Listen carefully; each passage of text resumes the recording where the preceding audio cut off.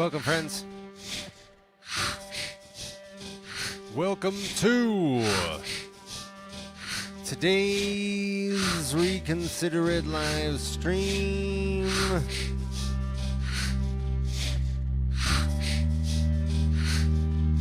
Best live stream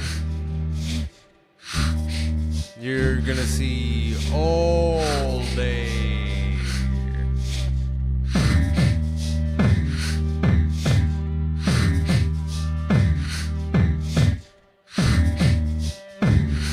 And here on this live stream, you are gonna get a very nice hour or more, maybe an hour at least, of some very exciting improvised live looping.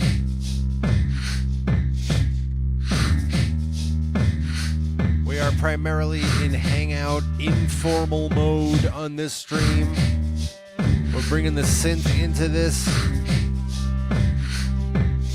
Man, it's gonna be so good. You made the right decision joining us.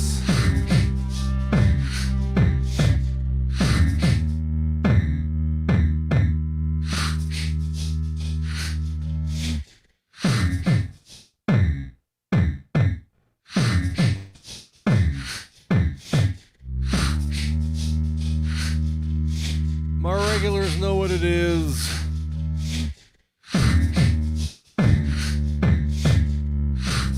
Speaking of my regulars, the man himself is here. Nick Destroy.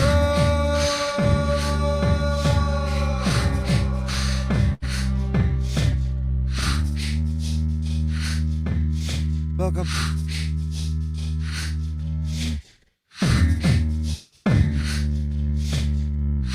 Right now we are just hanging out, just warming up to this foundation, this beginning of a beat that I made before the stream began. This is just something to hang out with, to get warmed up with, get the blood flowing with. I'm going to be building on this beat as we go through the stream. Depending on how things go, maybe I'll make a second beat. I don't know, no promises. We'll see how this goes. For my musician friends who like to play along, this beat is tuned to the key of E flat. Beats per minute is 144.5. 144.5.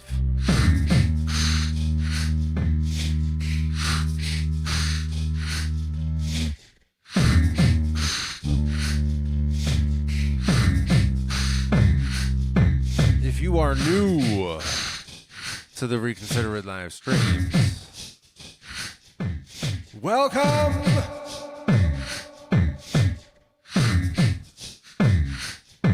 We want you here. And at this time, my friends, I'm going to celebrate. I'm going to celebrate.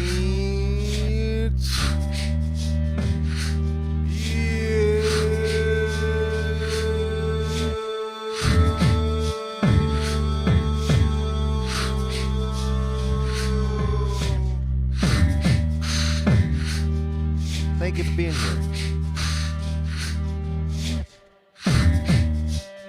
Whether you are joining us here in the live stream in the chat,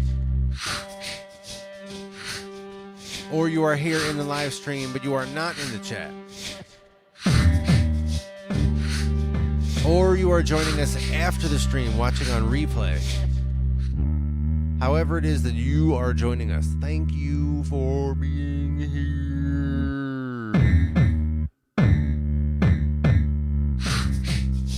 I'm going to celebrate you at this time in this way.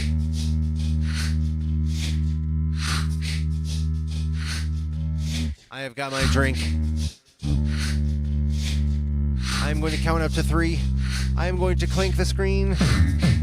At that time, you are invited to join the rest of us as we clink along and celebrate our togetherness.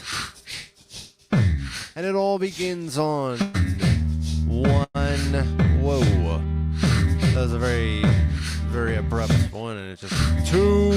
Oh my goodness. The whole count up is like fully underway. I didn't realize this. Here it comes, my friends. On 3. Clink. Cheers, my friends.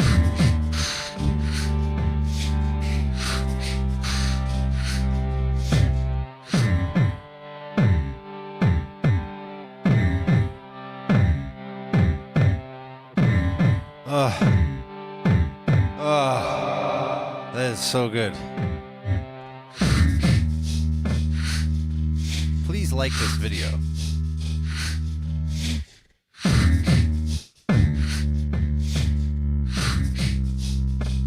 I see right now the giant,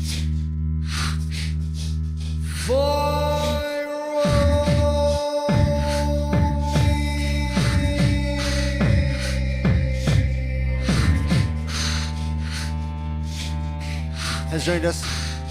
Welcome, Viral. Viral also says, nice shirt. Got my Hardware Jam shirt on. Hardware Jam crew. Represent. Look at me. Look at me. Look, you see how I said that word? Represent.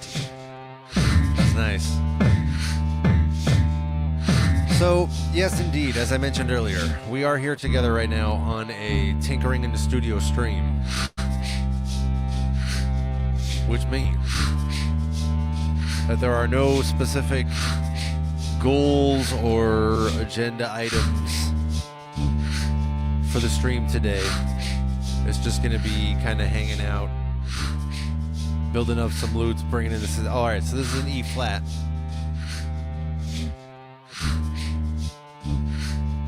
I'll pick some kind of synth patch here, and I might play around with it a bit. Let's see, what am I going to bring in here?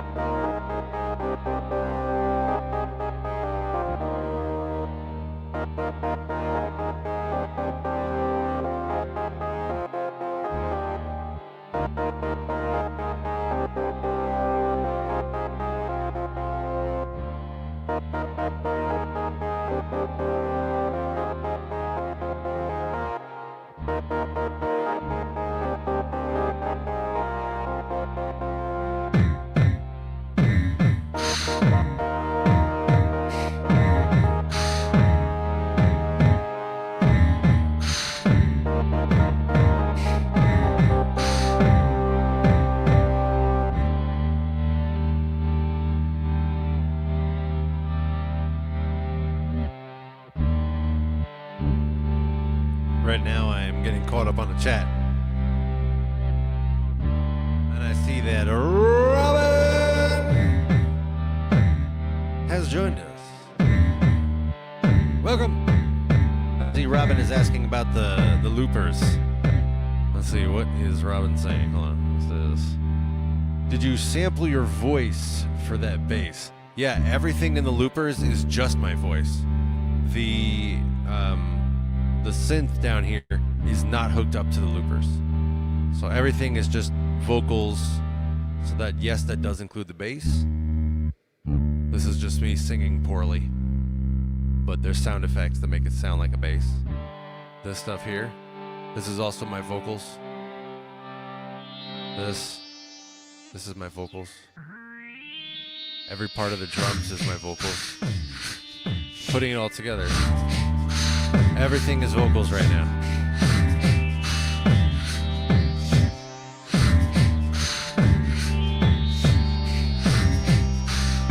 Robin also says, oh, I love how you got the Mark 1 and the Mark 2 working together. Yeah, I was really happy. I was happy when it worked okay, because I had already had the Mark 1 for a while, a number of years.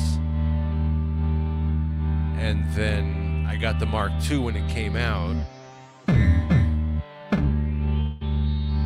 And so I was hoping they would work together across my fingers, and they did.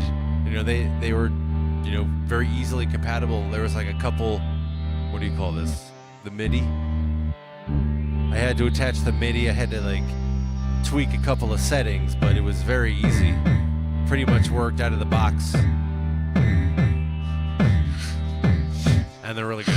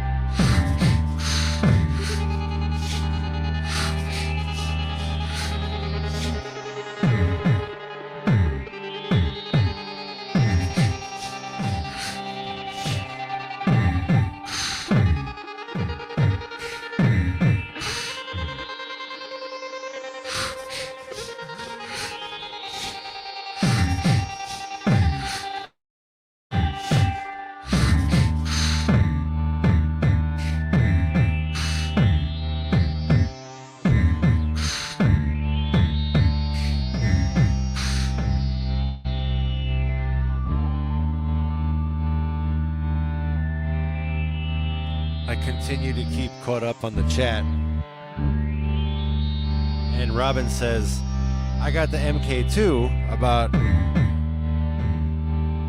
half a year ago. And there's so much to learn. Oh man, you're telling me. Yes. There is a lot to learn. If it's helpful for you, I do streams that I talk about what I'm doing on the loopers. And if you've already been using yours for half a year, you might have a lot of, good workflows that are well working for you. You figured a lot of stuff out. But you never know. On my streams they're called 505 beat making. If you join us for a 505 beat making stream, you might hear some things that you're like, oh, that actually solves the thing I was trying to do. So that's cool.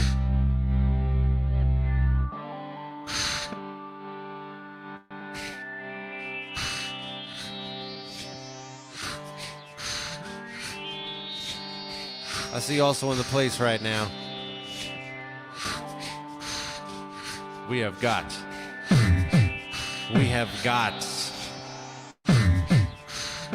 plausible.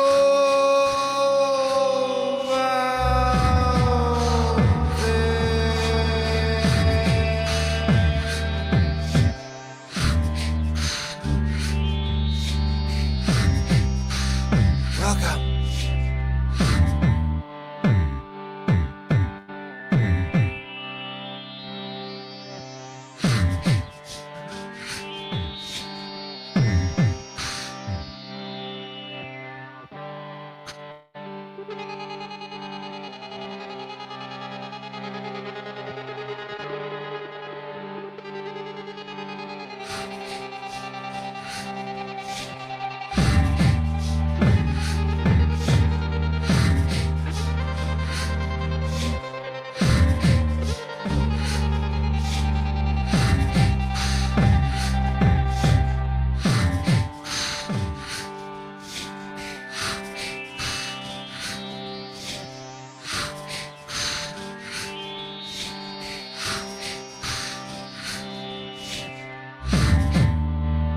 Robin is a very courteous individual and says, oh, sorry for distracting you. No, that's what these streams are about. Here, let me show you. Hold on. Let me put up my...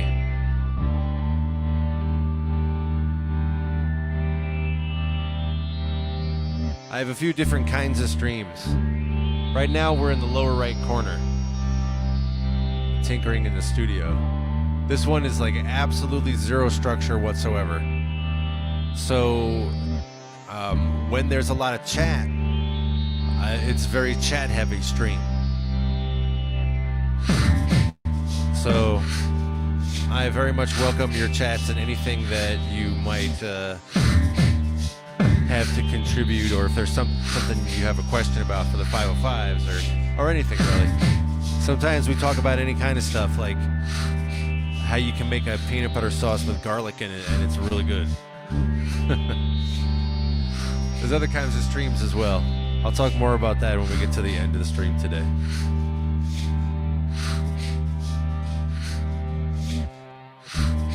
Point being, today, right now, this stream is completely unstructured, so there's no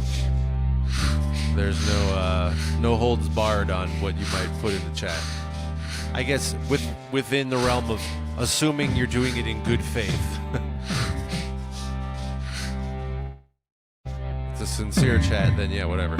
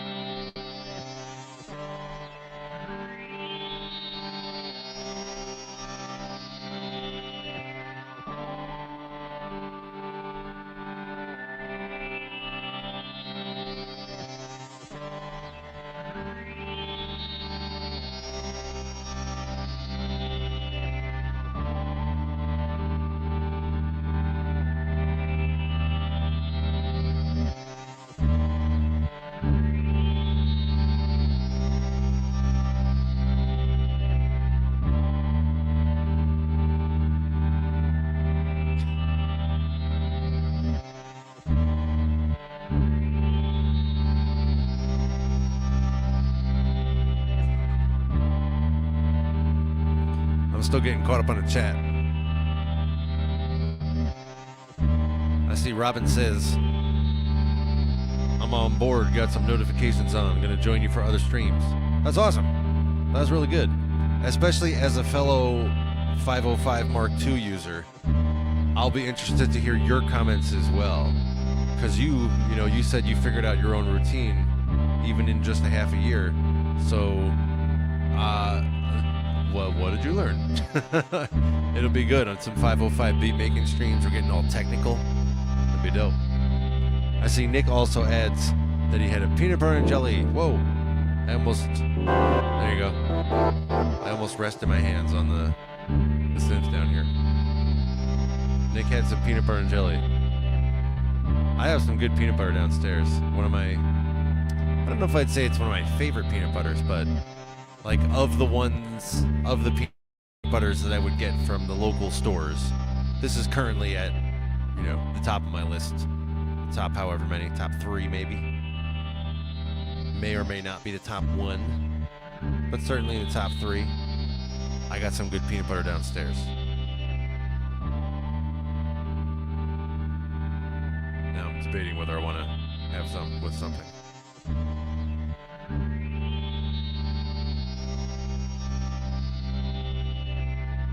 Nick says, I have to mow my lawn. I think last weekend was International, what did you say? International Mow Your Lawn Day? Is that what you said? International Neighborhood Mowing Day. Does that mean everybody in your neighborhood did it at the same time, but you did not?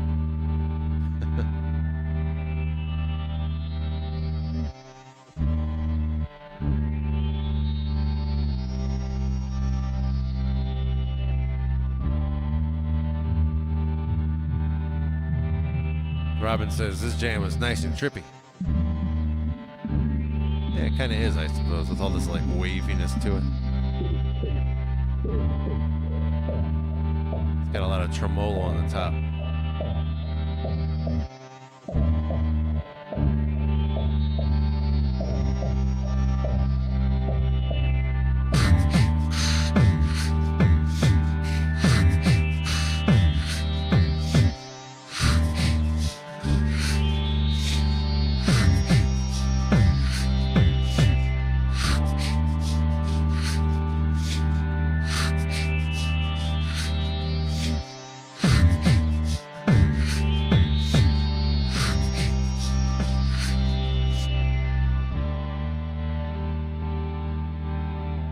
Nick also adds that he makes his own, or made his own, habanero grape jelly last year. You make your own jelly? That's dope. I know that you are a gardener and you have prowess when it comes to having a green thumb, which I do not. I am not a green thumb kind of character. I have a couple plants, and the ones that are doing well are the ones that thrive regardless of the amount of attention you give them. So I like to get those kinds of plants. I'm on like a multi-year journey of discovering which plants can thrive well without the proper attention from me. Those are my favorite kind of plants. But I would like to get better at growing food specifically. That is a skill that interests me greatly. Even if it's only just, a little amount. Ideally, what I would like to be able to grow is like enough for, let's say, 4 people. I would like the skill set to be able to grow enough food for 4 people, a year or whatever, sort of like on an ongoing basis, to just have the crops to feed, as I say, 4 people. Well, to have 4 people well, healthy, and well satisfied. I would like that skill. So if you have the ability, Nick in particular, or anyone who has that skill, please direct me to the appropriate, I guess, YouTube do-it-yourself videos. And then give me a body double friend who will do it with me. Sometimes for some big daunting tasks, for big daunting tasks that are completely outside of my expertise and completely outside of my skill set. Sometimes it isn't enough to just have instructions. I need like someone there,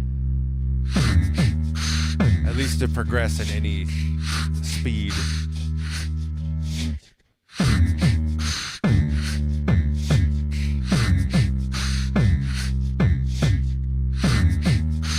Robin says, looking forward to the 505 streams. Got lots to talk about. Yeah. Good. I like it. I like to hear it. Nick says, in order to get plants that need minimal attention from me, I could do some plastic plants. It's true. Although, I do want the actual plant fullness. I do have one plant that's huge. I don't know what the name of it is, but it definitely is thriving. I've had it for a few years, and I give it some attention. It doesn't seem to need much more than just some water, and pretty sparsely at that. And it's thriving pretty well. Just earlier today I watered it a bit, and it has a whole new, I guess, branch. I'm not sure exactly what level but it's a whole new thing coming out. And I was like, oh, good. It's a deep, healthy green.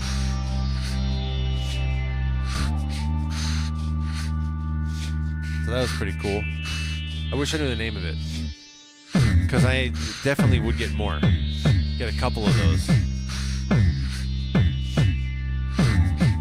I see right now our very dear friend, our very close friend,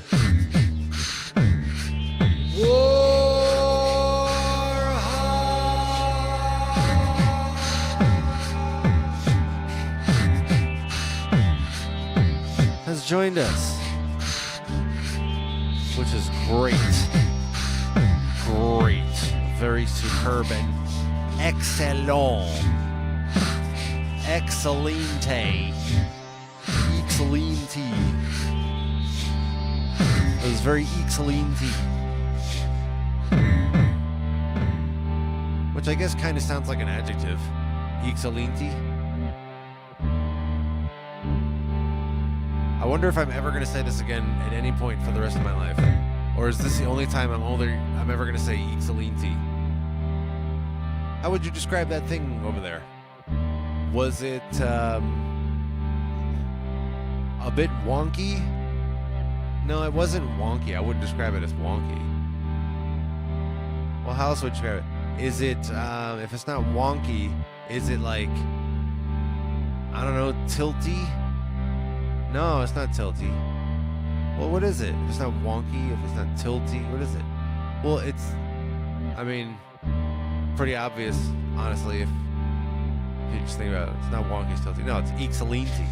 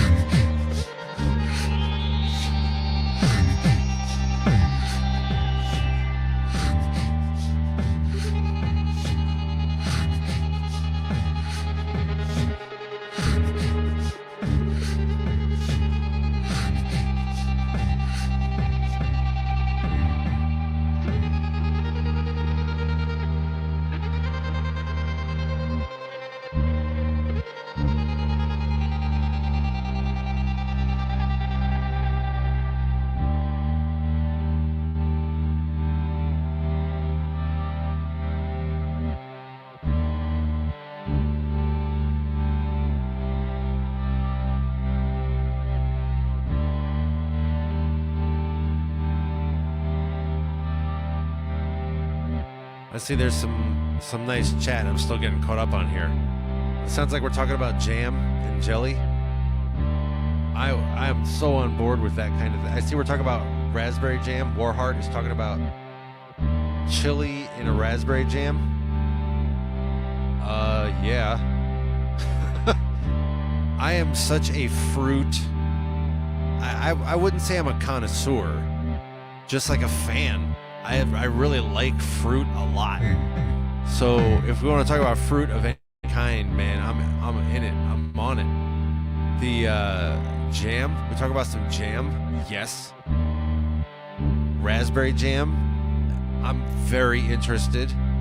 I like to have just like raw raspberries. Get some raspberry bushes. That's a good thing for like, you know, my long-term home. Some raspberry bushes. That's good stuff. I would also want more beyond just raspberry. Probably, if I could get blueberries. Strawberries would be good. I would love that, because they do just grow on their own. You don't need to really... I guess maybe you have to, like, prune them a bit. If we're talking raspberry bushes or strawberry... Would you say strawberry bushes? They're not bushes, exactly. But Nick is the gardener. Nick is the king of green thumb action. What does Nick say about... He says he bought a raspberry vine. Oh, okay. A few years ago. Uh-oh, it didn't work well. Oh, that's sad. But Nick has a grapevine that grew fine. I like that. Nick says, love me some raspberries. I know, man. That's like, I could have, you know, huge bowls, gigantic bowls of it, and be like, oh, just, I love it. I love them so much. I like mulberries. You ever had mulberries? Do you have any mulberry trees growing around where you are? Cherries.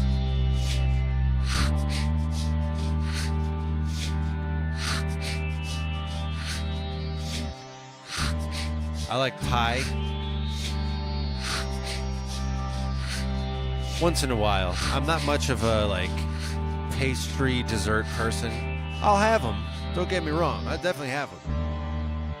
But if we're talking fruit, just, you know, I'd rather have the raw cherry or berries. Cherries, I'd prefer to be pitted. In general, I prefer things to be pitted where possible for my own convenience of consuming them. Cherries are great. There's so much chat here for me to get caught up on. I'm so far behind. And I'm excited and delighted to discover as I do get caught up on the chat, I see that we can celebrate the fact that Pro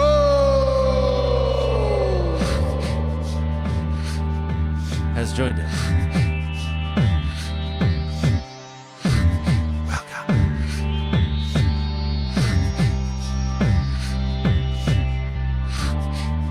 Robin says, I want to grow bamboo. Would you be growing bamboo to eat it or to use it as some kind of, construction material? Raw material, since bamboo is wildly strong. But I know you can eat it as well. So I don't know about that. I don't know what has to happen. I don't know if it's like a special kind of bamboo. You only eat this kind of bamboo, not the kind of bamboo you grow for this. I'm totally ignorant of anything like that. It says he had some blueberries and very few survived. Some blueberry bushes.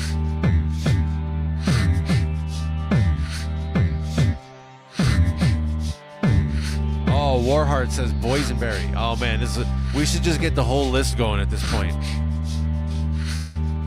So far we've talked about raspberries, and like everybody is just unanimous that raspberries are dope. And if we're talking about like the fresh raspberries straight from your own backyard, oh my goodness, can we please all like make a big bathtub full of that and just get in it? Like raspberries are just the greatest. I like it when you get some really, like, they're exactly the right ripeness.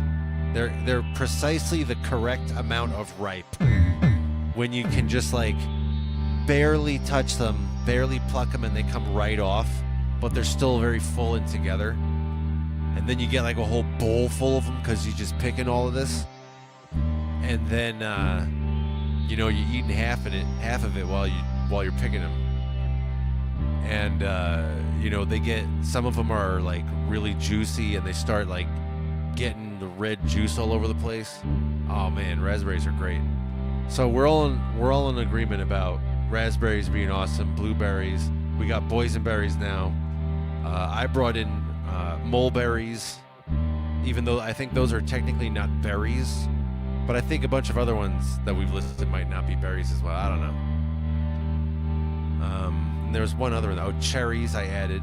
I don't know if that's a berry, but I'm happy with it in this discussion about fruit. Things you can pick from a tree or a bush, or I guess a vine is some of the language I'm seeing in the chat over here. Probes also adds damsons. Is my damsons? I don't know what that is. Is that a fruit? Am I missing out on some delicious thing that I should be learning about?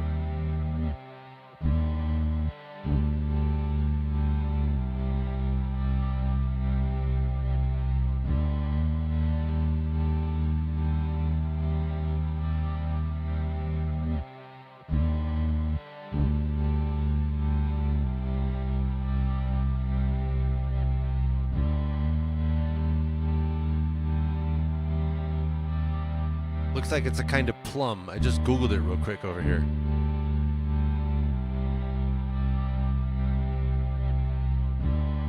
I'm down with plums. Man, we could have like a 4-hour stream just talking about fruit. Oh, I love fruit so much. Do I have to be the first person to bring up mangoes? Did anybody else bring that up in the chat here?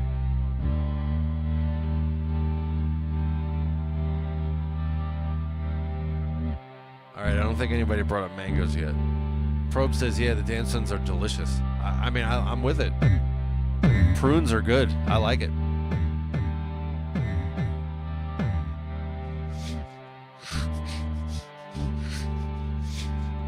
Nick agrees on strawberries, which is, of course, just wonderful. How about blackberries? Did anybody say blackberries yet? I don't know if anybody said blackberries.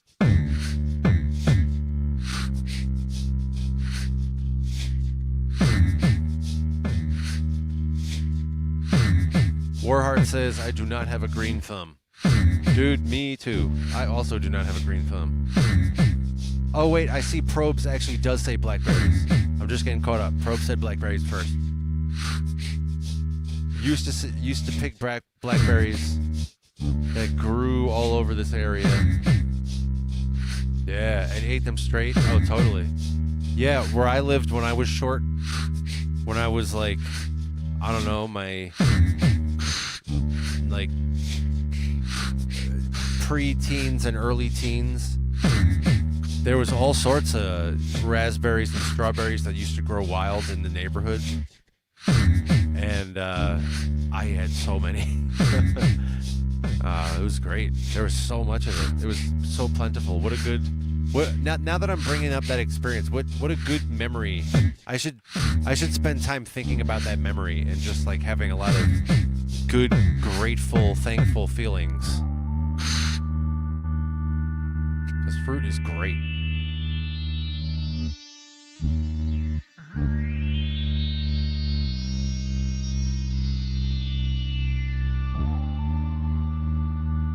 Nick says, I never had mulberries, but I had muscadines. I don't know what that is. Should I Google that real quick, too?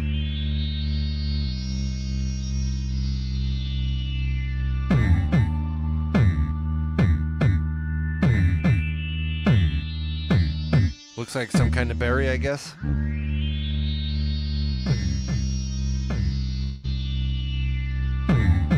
Kind of like a grape, it says. That's cool. I'm with that. We haven't talked about grapes yet. Man, I really like this stream. Can I just be real with you? I'm such a fan. I want some fruit really bad. I have some blueberries and blackberries downstairs. Should I? Oh, man. Oh, now I have something really great to look forward to after the stream. I'm going to go get some of that peanut butter that I was talking about earlier, which is one of my top few, if not my number one, current peanut butter that I'm getting from my local stores. And I could put some of the blueberries and blackberries I have and either just like eat them with the peanut butter, or I could like kind of mash them and make like a fruit mashed peanut butter slop, which I like to have sometimes. This is great. This stream is adding so much to my day and my life.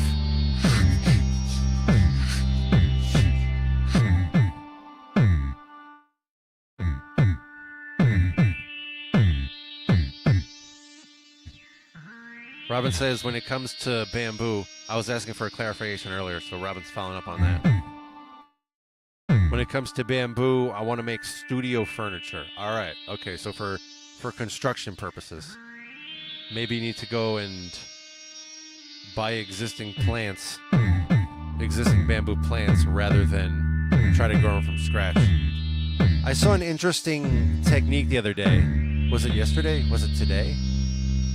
I think it was on Instagram, some post where they had, I think they used a lemon tree, but I think it was meant, I mean, I might have understood wrong, but I think it was meant to be that this would work with most types of trees or plants. Here's what they did.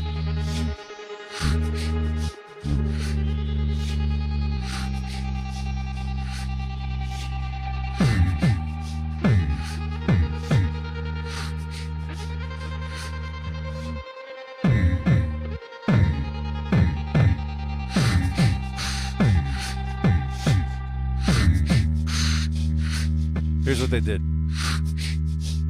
They went to a branch of, let's say it was a lemon tree, as I say, I think that's what it was, but whatever it was. They went to one of the branches of the lemon tree.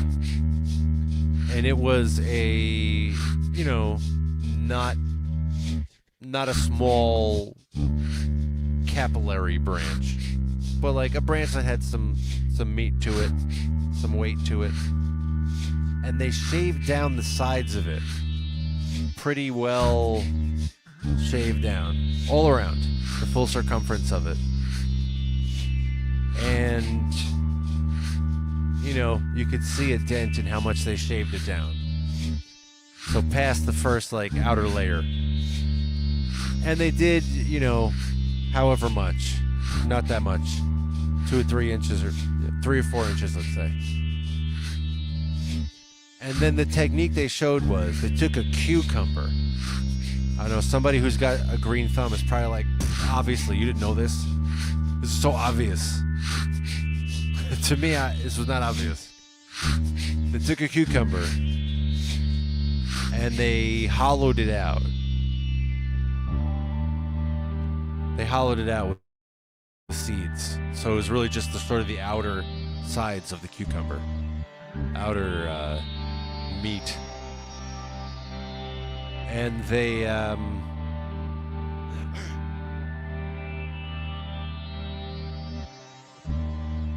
put it on the cucumber, fully surrounding the part of the branch that they shaved down.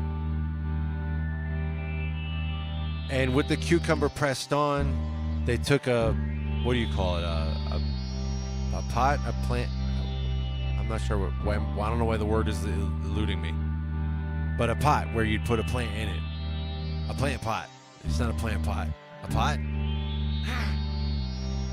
And so they just like, it was a plastic pot and they put a slice in it, so they put it around the cucumber, around the tree branch.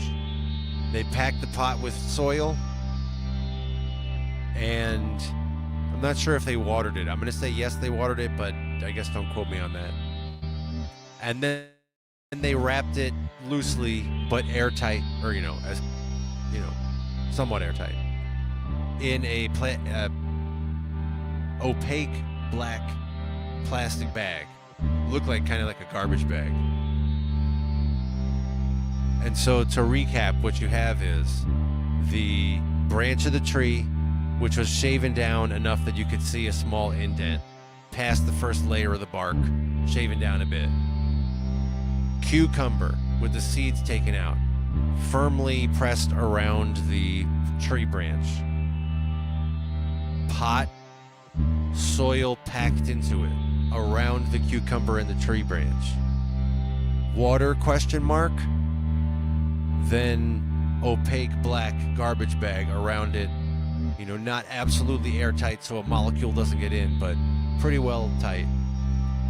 And then leave it for a month, and then when you come back, the thing has all grown roots everywhere, to the point that you can just saw off that branch, and now you have a new tree. It is now the tree. And you could just take that and plant it. It's got roots already. It just spent a month growing roots in that little pot with the soil. So I said, wow, is this for real? And I did absolutely zero further investigation to see if there's any legitimacy to that. But instead, I just started talking about it on my live stream for like 5 minutes. That's what you call providing content. That's excellent. If you were around from earlier and you get that back reference, I should be a stand-up comedian making back references like that. That's pro level stuff.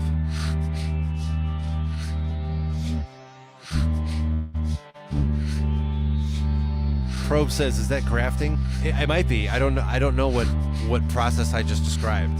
That might be an obvious thing to somebody who knows anything about plants, which is not me. I am not the plant person. If you came to me and you're like, "I have a very simple plant-related question," I'd be like, "Oh, good. I also need the answer to that question."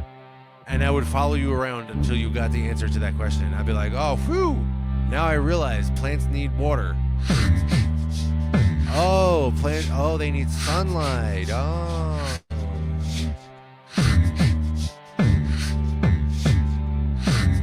Robin says, nature is amazing. Seconded. We could also make that another long topic of the live stream. We spent a good amount of time today talking about fruit, which I am ready to resurge that topic as well. But nature, yeah. I mean, oh my goodness. How many hours could we spend talking about? I mean, most people, when they say nature, they're thinking about, animals. Let's look at the safari. Let's watch some nature show narrated by David Attenborough. That's what most people think when they think, or, you know, some kind of ocean and watching the fish or something. Or plants. But it's fun. It's fun. I like thinking about just extending that to like absolutely everything that exists. Just absolutely everything. Everything is nature. And that means, you know, chemistry and I don't know, interplanetary gravitational forces. And like, it does mean all of that too. But it also means humanity. And I remember making this argument ever since I was, I don't know how old, but many long times ago. Many years ago. I remember making the argument that, like, whatever people do is also part of nature. It's weird. It's weird to me when most people say this, and you might hold this opinion yourself. Most people have this sense that there's like, all right, hold on. Let's draw this line. There's nature, and then there's human-made. There's nature, and then there's artificial.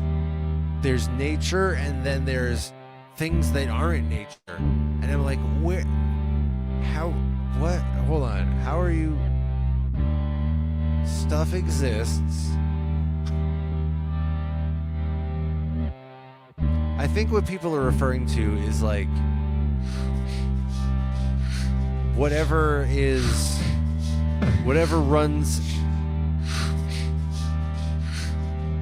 runs endlessly on autopilot is considered nature. But if it requires human intervention to maintain it, such as a human culture or a human society or some kind of technology, that requires maintenance, and if it isn't maintained, then it disintegrates and it becomes quote-unquote nature. I think that's what most people mean when they say nature, is they mean like the stuff that when it isn't being maintained, it's still fine, and it kind of operates okay enough on its own. To me, nature just means like basically all of existence. How can there be something that's not nature? That's such a puzzling concept. Even human-made things, they come out of humans. Humans are a natural thing. And what comes out of humans is natural for humans.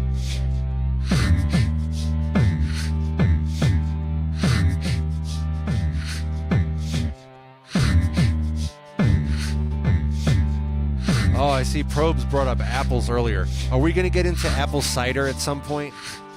Because once again, I'm just going to, let me pull out my very lengthy opinion about how much I love it.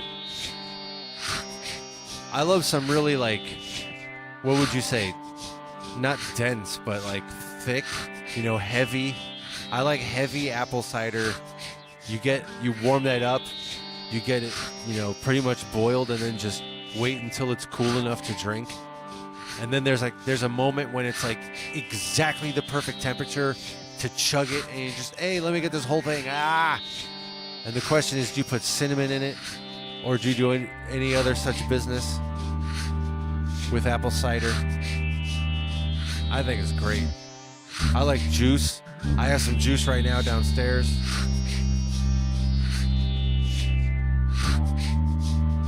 Robin is encouraging me to enjoy my fruits. Oh, I will. It's gonna be good.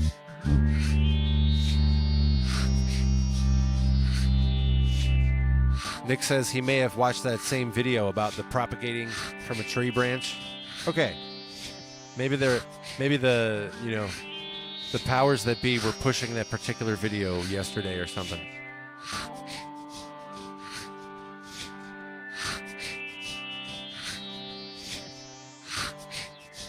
Robin has brought consciousness into the mix of natural things.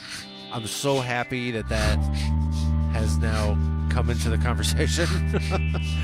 Oh, more things. We could talk for hours and hours and hours and hours and hours and hours.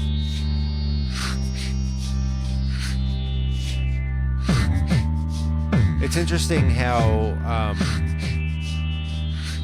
most people don't have a good definition of what consciousness is.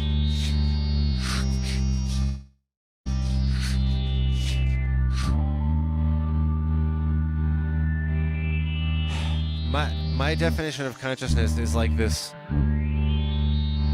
It's sort of like a negative space definition. I define it in terms of consciousness as the solution for something. It's nature's spontaneous solution for something. But I still fail to define exactly what consciousness is.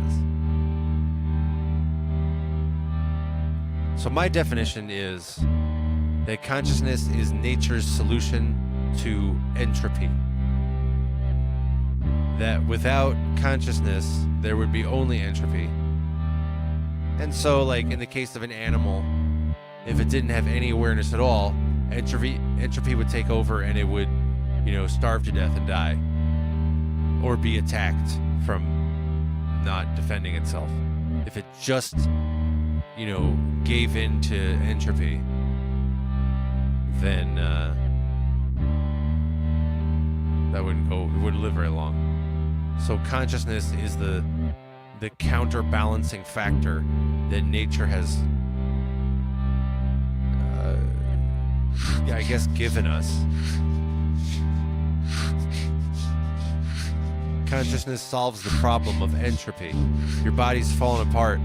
You need some kind of consciousness to manage it and keep it together. That's why you have consciousness. That's what consciousness is.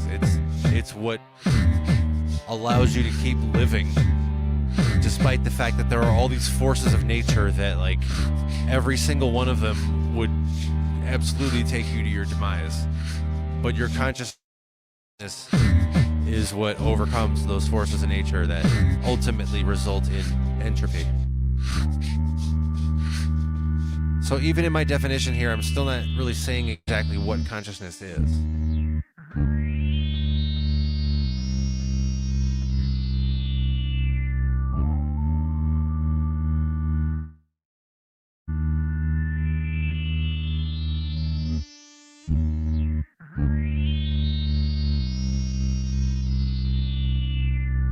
At the very minimum, it seems to have extra-dimensional properties. That is to say, it doesn't seem to be made of matter, which is three-dimensional. Consciousness does not seem to be made of matter. I think we might be able to agree on that.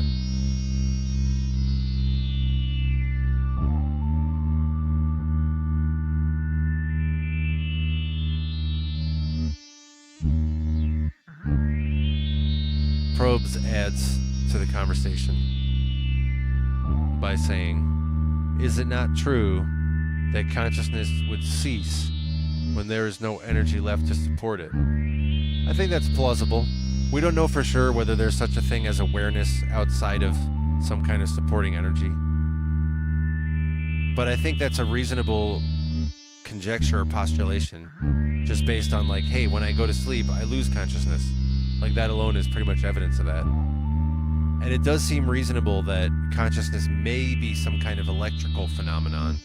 Or, if not electrical, then electromagnetic, because your body also has magnetic properties. We just don't... We don't have enough... It's not enough for philosophers to ponder it if we want to get to the substance of what consciousness is. There needs to be some kind of other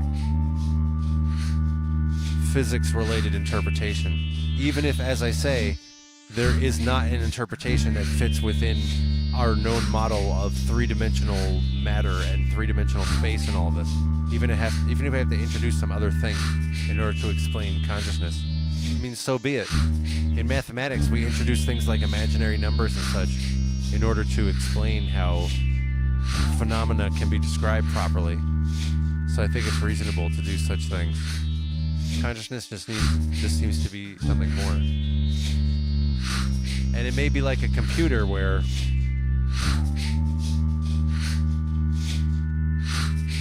if you unplug the computer and there's no longer a current then the sort of like interoperability of the computer goes away.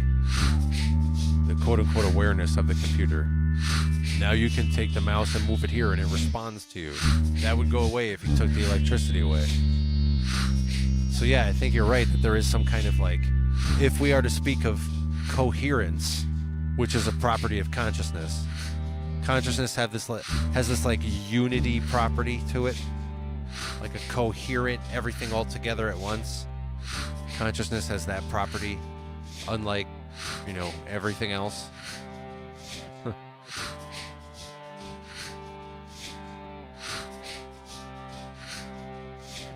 I see there's also a lot of more fruit and vegetable content above that I didn't quote. Probes was bringing up potatoes and tomatoes. Marrows? What are marrows? I've not had that. And runner beans. What's a runner bean? I've not had a runner bean. Maybe I have and I just don't know the name. But also strawberries and onions. Onions are good. Garlic is probably my favorite. I would want to grow some garlic as well. If I had like a greenhouse, that'd be dope. Growing food all year long because you have a greenhouse, that'd be awesome. That, once again, that's like a long-term home kind of thing. You invest in some kind of big structure like that. Robin also adds lychee. I know lychee. Lychee is almost like a grape, isn't it? I've had lychee before. It's kind of like that. Has like a fleshiness to it.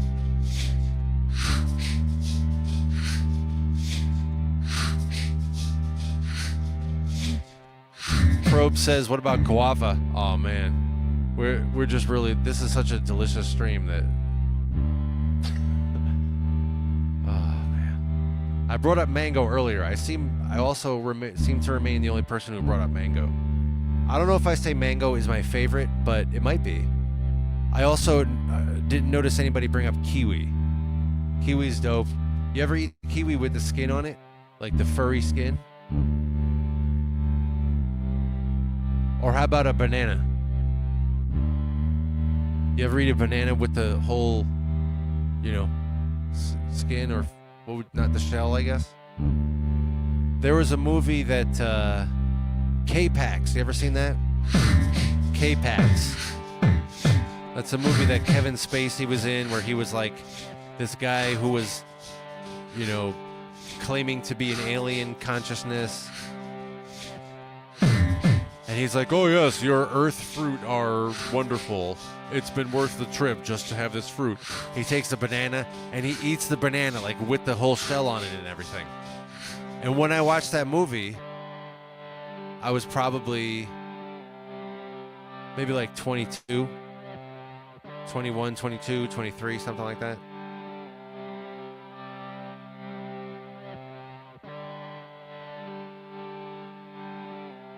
And when I watched it, right at that moment when he took the banana and he just ate it, I paused the movie, I went upstairs, and I got a banana, and I ate it like that. I ate it with the skin on and everything. It was so starchy. But I did it. I ate it. And then I did it again more times after that. But not that many more, because it was really starchy, and I'd rather just eat a banana like I have for all of my life, honestly.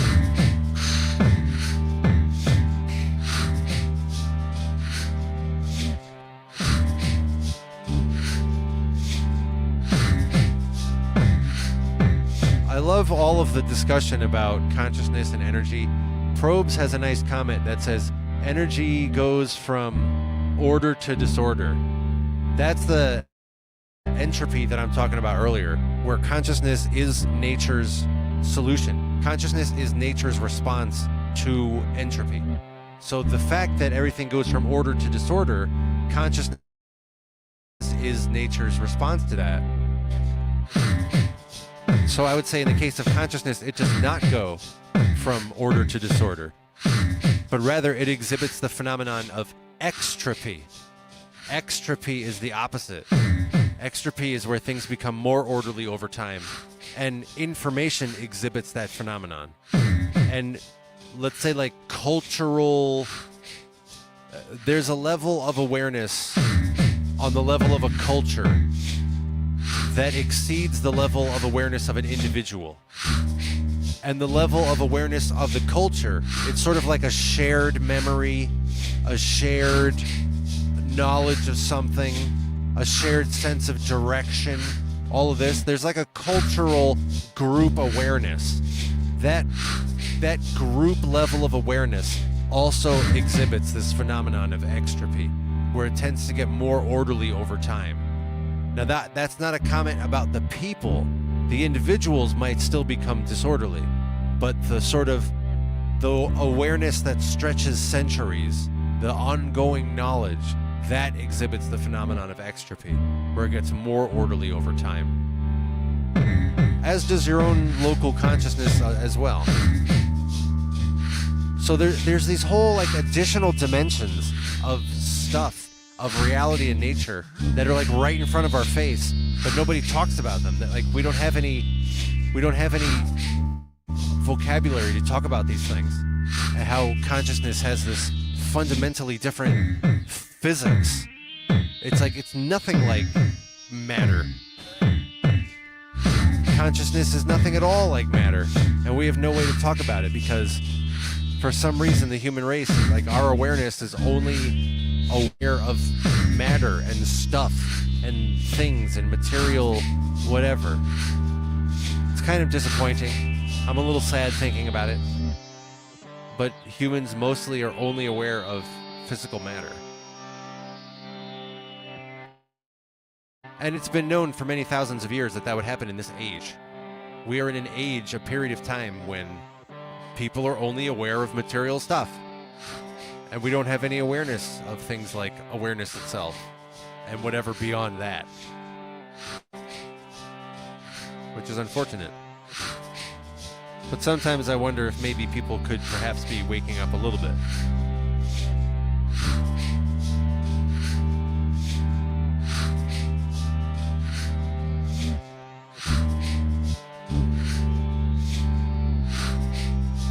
Warheart says, in the end, everything will be infrared, and there will be no matter.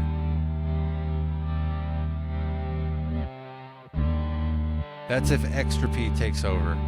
But it's also possible. It's possible in the end when there is the heat death of the universe, and just like everything completely disintegrates, it's possible that at that temperature, and at that level of complete disorder, that, or actually I shouldn't say that level of disorder, but rather that level of uniformity. Because if indeed everything is just infrared or whatever the I don't know the physics. I'm comfortable running on that claim that that's what would happen in the heat death of the universe. But if everything is the same and it's like, I don't know how cold it is. One of the most interesting things I've heard postulated is, what if at that point it can be said that the universe itself becomes a superconductor, like the entire universe is nothing but a single unified, I guess infrared question mark, but a single unified superconductor, which means it can instantaneously carry whatever current. So what if this corresponding, we talk about entropy, how the dimension of the physical universe that is, of matter made of three-dimensional molecules and such. If the destiny of the third dimension is to have this heat death where everything becomes infrared, I guess, everything's subject to total disarray and breakdown through entropy. But at the same time, there's this growing phenomena of extropy with awareness and consciousness that becomes more orderly. So maybe there's this like yin-yang phenomenon where as the material universe becomes destroyed, the question mark awareness universe question mark has the, you know, ability to become superconducted, and I don't know, any thought instantaneously becomes reality, if we're talking awareness. Much fun speculation. I like spending time wondering things like that.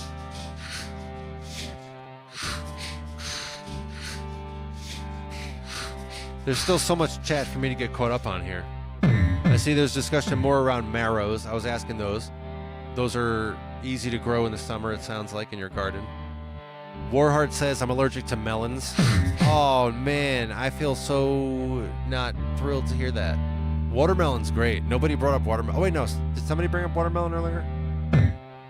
Watermelon's good, but you got to get it, like, when it's good. And it's tough to know whether you got a good watermelon or not.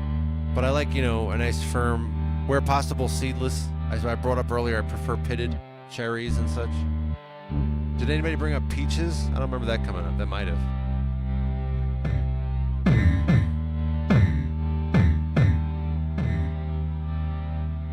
Robin says, I've had similar thoughts about consciousness and such, and how, you know, we don't really understand it. I like that it's more and more popular. You know, it's very easy to find somebody who wants to sit there and think about consciousness with you. That's cool that society has, like, made that a more readily available thing.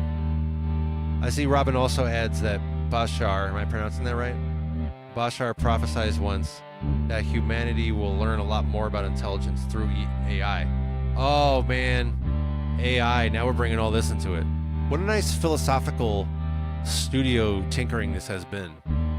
These are my favorite kinds of tinkering in the studio, by the way, where we have all these long, interesting discussions, and I'm just kind of bringing the loops in and out.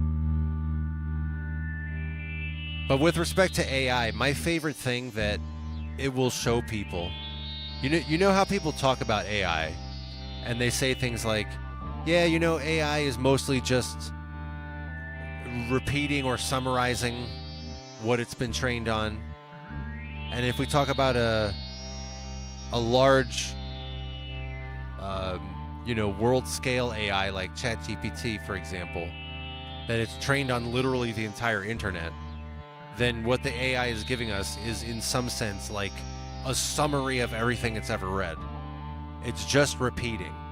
That AI doesn't, even though it can do generative actions, it doesn't create something brand new that it hasn't previously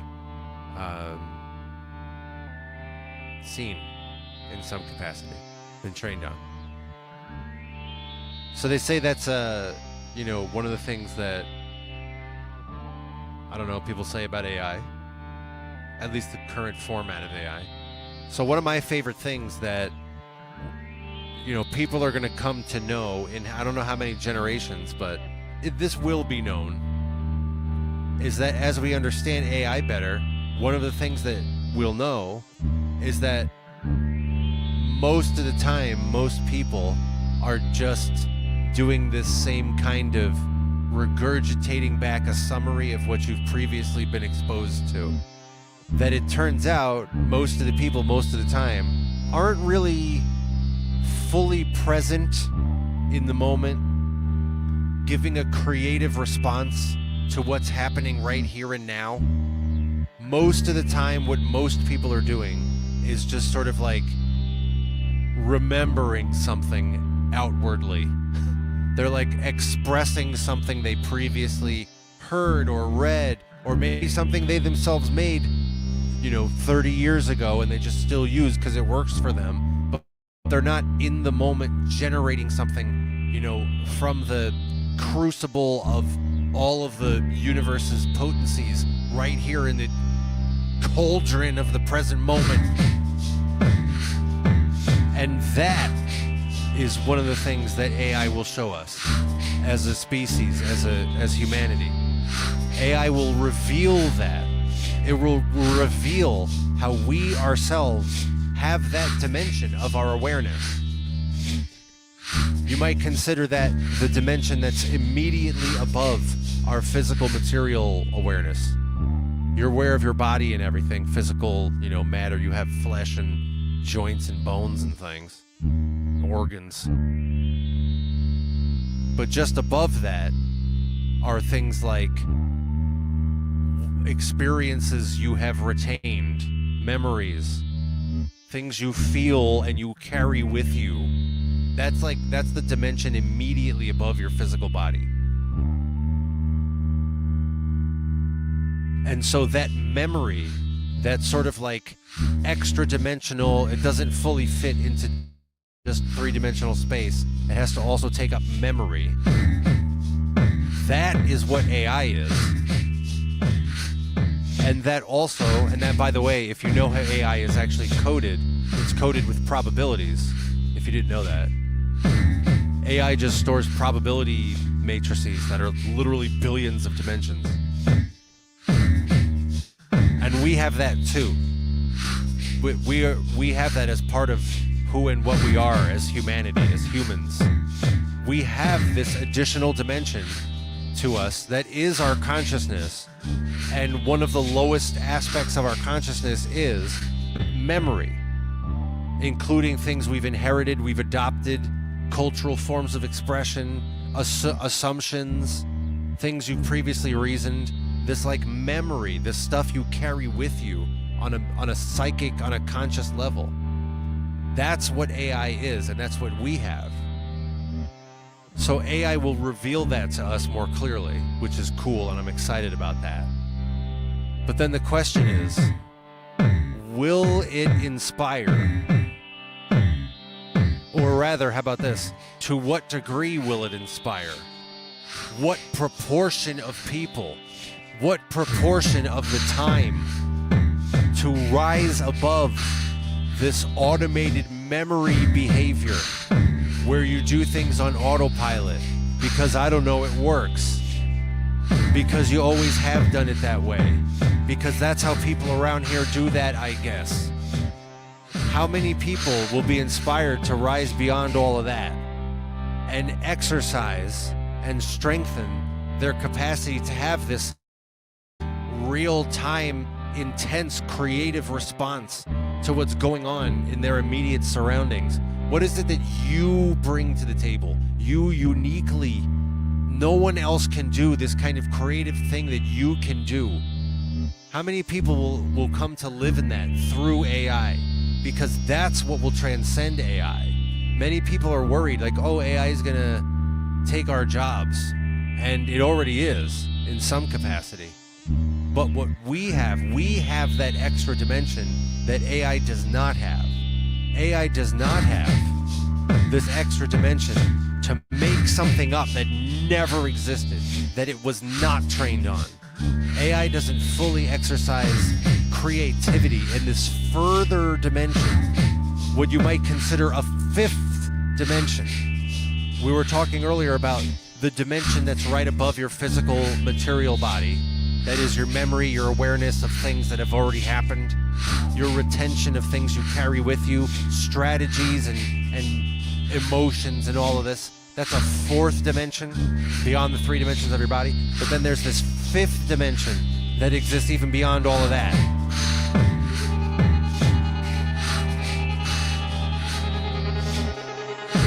Unprecedented creativity. Genuinely new things.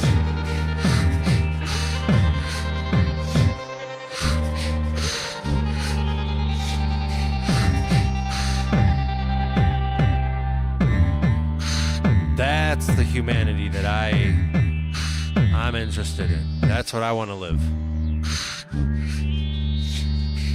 And perhaps AI will bring that out of us. Because the rest of it,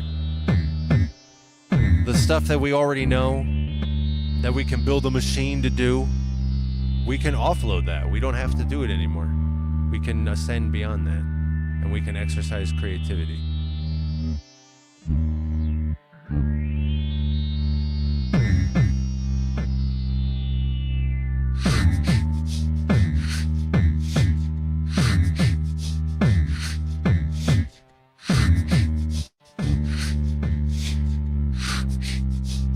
see Warheart had to head out. That was like 15 minutes ago. I am definitely getting caught up on the chat here. This is good.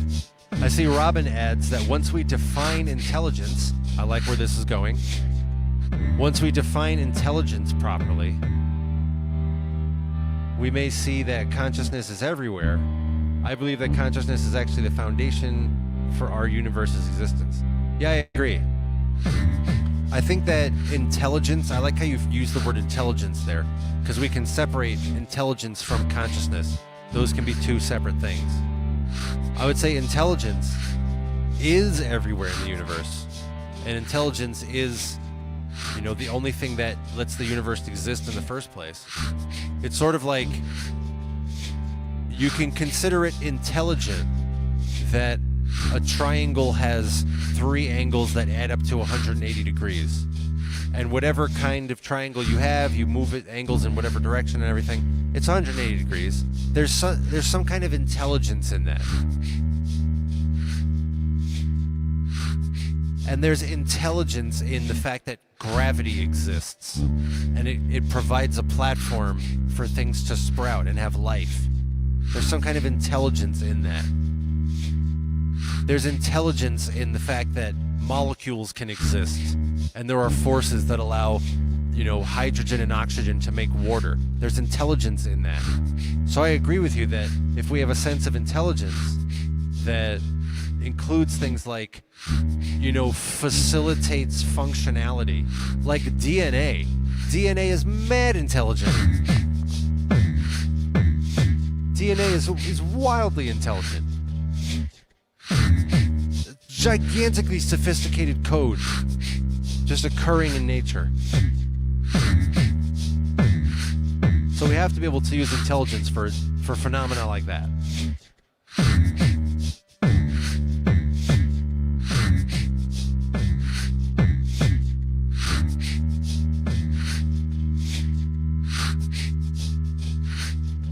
Probes has some discussion about vegetables and fruits in India. I'm interested. Does that include tamarind? Indian cuisine might be my top cuisine. I don't know, because Thai cuisine is also like really up there for me. But I love Indian cuisine, and when I have anything Indian, I'm like, give me the tamarind! Give me that tamarind! I also like mango chutney, but you can overdo it with mango chutney. Man, I'm not going to overdo it with tamarind. Like, give me all of that.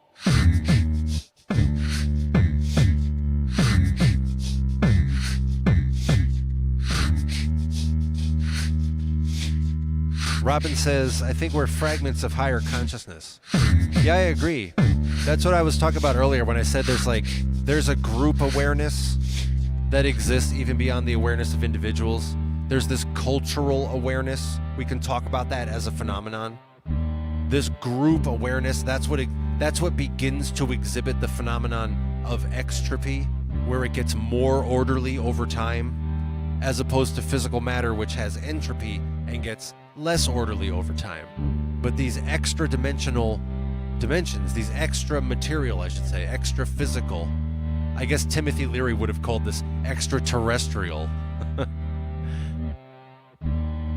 But these extra physical dimensions, they exhibit the phenomenon of extropy. They get more orderly over time.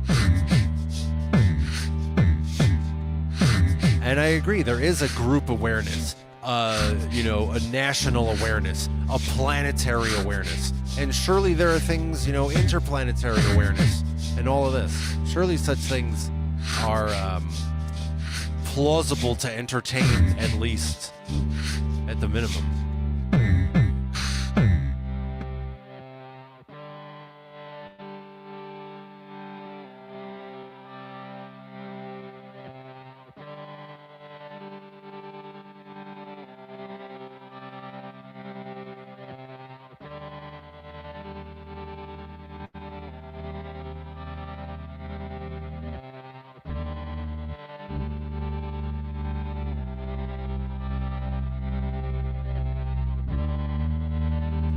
See, there's so many cool thoughts going by in the chat. I can't possibly if I can read them all. Robin said there's something inspiring that I just said. Oh, I wish I knew what it was. Robin continues to talk about the phenomena of a species moving together as one. Yeah, higher intelligence in that, like birds flocking. Right. Yeah, when you can have an individual organism that is able to link into some other, whatever it might be, and consider that other thing to be its main priority, even above thinking about its own self. That's when we're talking about some kind of extra dimensional awareness. I'm not necessarily saying that, the bird clocking into the flock so they can fly together. It's not to the detriment of the individual. That's a part of it. I mean, not necessarily. It could be, I guess. But just like, the physical well-being is either so well taken care of that they don't have to have it on their awareness at all. They're not thinking about it. And so they can focus on something else. That's what people think love is, by the way. When you're not thinking about yourself at all, then you can fully focus on someone else or what have you. They call that love. We can debate whether that's what love is, but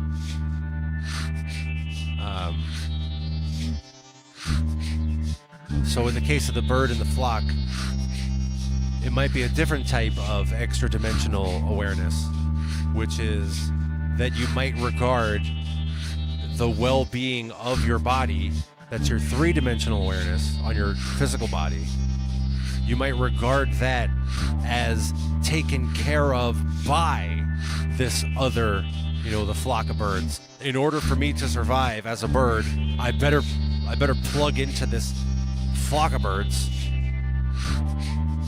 And that's where there's this extra-dimensional awareness. And in humans, that happens, in your job. You think about oh, this is where I'm going to get my income. And so you have this ability to put your work ahead of what you might want to do. This delayed gratification. That's an extra dimensional awareness as well. If you could say, oh, I'm going to do this thing that maybe I don't myself really want to do, but I'm going to do it because I know that my well-being derives from it. That's an extra dimensional awareness.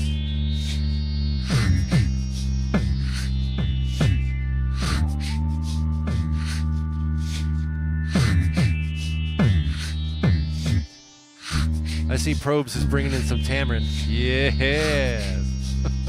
Tamarind and mango. Oh, man. That's what I brought up earlier, too.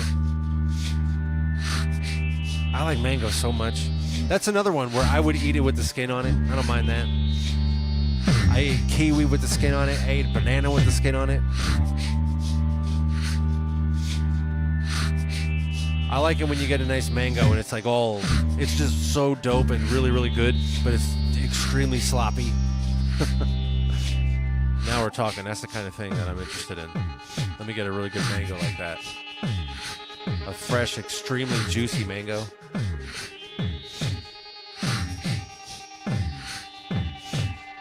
Robin's on board with tamarind. Yeah, tamarind's great. Tamarind's great. I went 20-something years of my life before discovering tamarind. I'm not going back.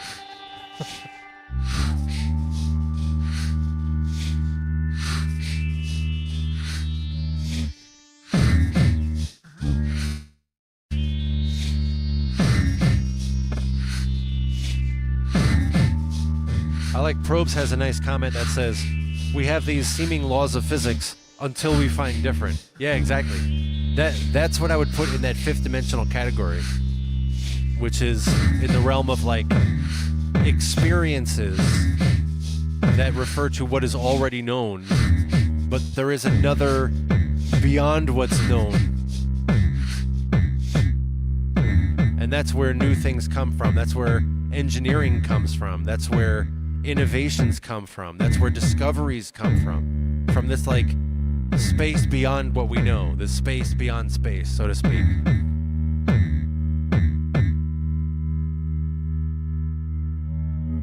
People only see what they expect to see most of the time. People aren't operating 100% of their brains all the time. You can use all your brain, but just at any given time, you're only using a fraction of it. And most of what you're dealing with is in the periphery, and your mind is just imagining details. What is it imagining through? That's the AI of your brain. The AI of your brain is the thing that just fills in the details. Like right now in your peripheral eye, eyesight, most of what you see in your periphery, you're not really seeing that stuff. You're not really seeing that stuff. Your brain is filling that in on what's probably there. And if you go look at it, most of the time your brain was pretty right. But you're not actually seeing it. You could study the neurology of your eyeballs. What you're seeing is like a vague blur at best, and your brain is just informing of you of what's probably there. That's all a function inside your extra dimensional awareness. That's all awareness level physics that's happening there. And that's your AI. And that's based on what's probably there. Based on what you've seen there before when you turned your eyes there 5 minutes ago. But that's what AI is, and that's the dimension of you. That's like your lowest level of awareness. It's just spitting back what, I don't know, this is probably what it is based on what I've seen before. That's the lowest level of awareness. People call that an NPC level of awareness. Like you're only giving voice to what is already well known. Which has a function. I don't mean to belittle it. It has a function. But it's just not like, humanity, we can do so much more than that. Oh man, Probes is bringing up samosas. Man, what about fritters? Did you bring up vegetable fritters yet? That's another thing. It's like, don't put a bunch of vegetable fritters in front of me. I will eat easily down 20 of those in just a very short amount of time. With mint, if you get some mint chutney with some vegetable fritters, now we're talking on that. Yes.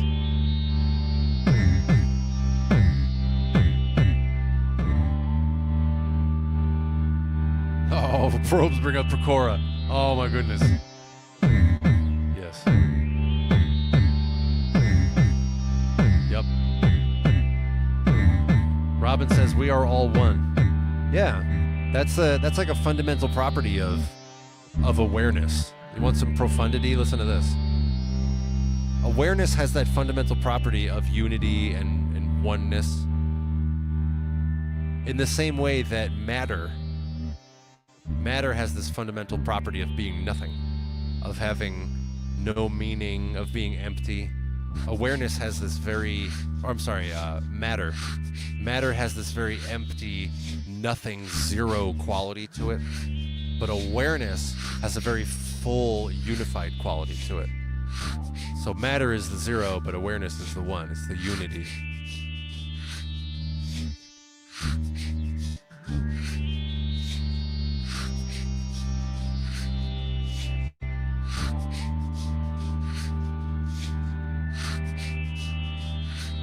Probe says, if you're going to have some Pecora, I want to have mint dip and yogurt. I can feel you on that.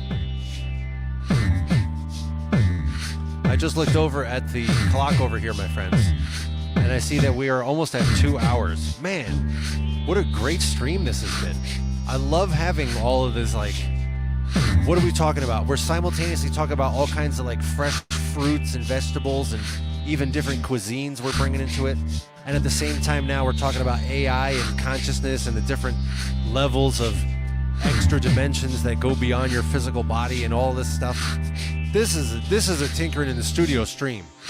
Now we're really getting with it.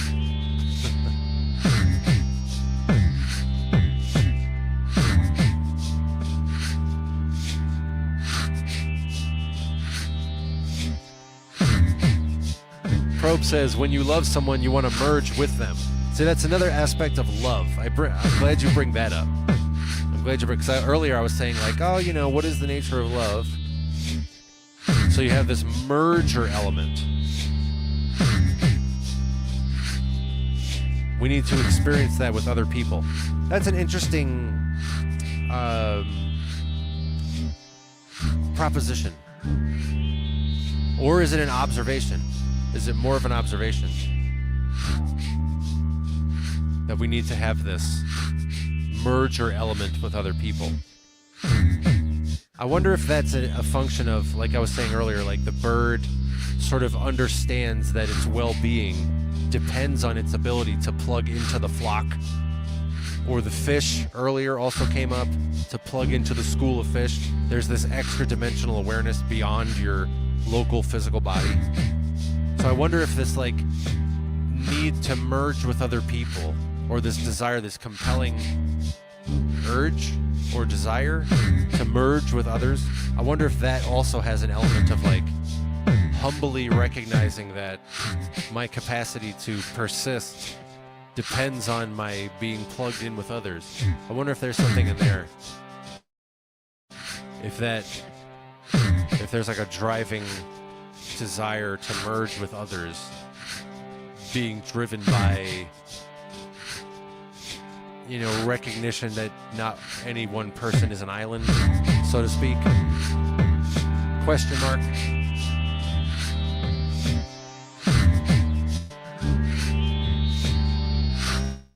Yeah, Probes just said the same thing. You don't exist in isolation. Yeah, okay, good. So it sounds like I may be picking up some of what you're saying. That's good. Friends, as much as I am absolutely loving this, and I wish to continue, because we're getting close to 2 hours, we are going to wrap this up, my friends.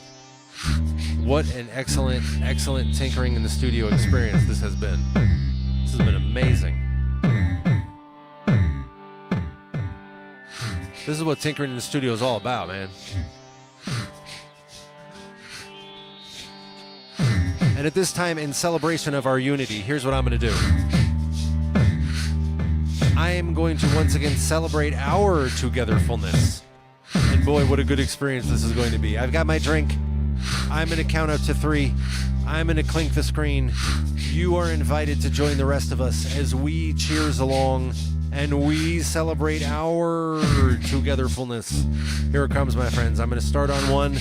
I'm going to count up, and we're going to do it on 1. Oh boy, that's good. The count up has already begun, and it's building up, because after 1 we have 2, which is very, very good. And all of this builds up all the way on 3. Clink. Cheers, my friends.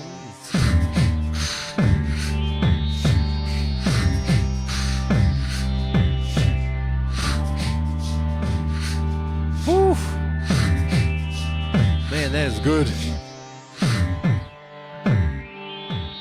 Please like this video.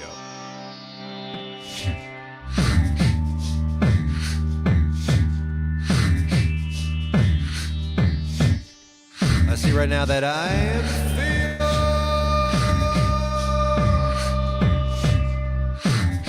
has joined us, which is really good, with some avocados. I don't think avocados came up today. We should continue this with more fruit and vegetable discussion and more awareness and extra dimensional things. And what is AI going to reveal about us in terms of the species, our species level awareness? We should keep all of this going. Join us for the next Tinkering in the Studio stream, my friends. I'm going to bring up our live stream menu. Check this out.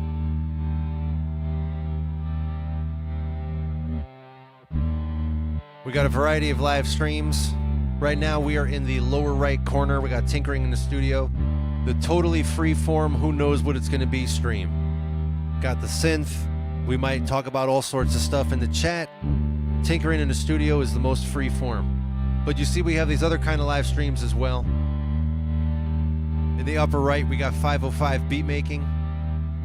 That's where I make a beat for about an hour. And I talk about everything I'm doing on the loopers. It's all just vocals going in the loopers, and so I describe how I'm using input effects to make it sound like a bass line or these other instruments. That's 505 beat making. In the upper left we got the show, like you caught me at the dive bar. You caught me at a venue doing a live show. It's a bunch of songs back to back, but everything's fully improvised. And then in the bottom left we got Unspoken, which is a lot like today, where we just randomly do loops and bring in the synth, except there's no talking at all. Unspoken is an unspoken stream. Nothing's happening. We do a whole bunch of streams throughout the week, usually at least 3 or 4 streams a week.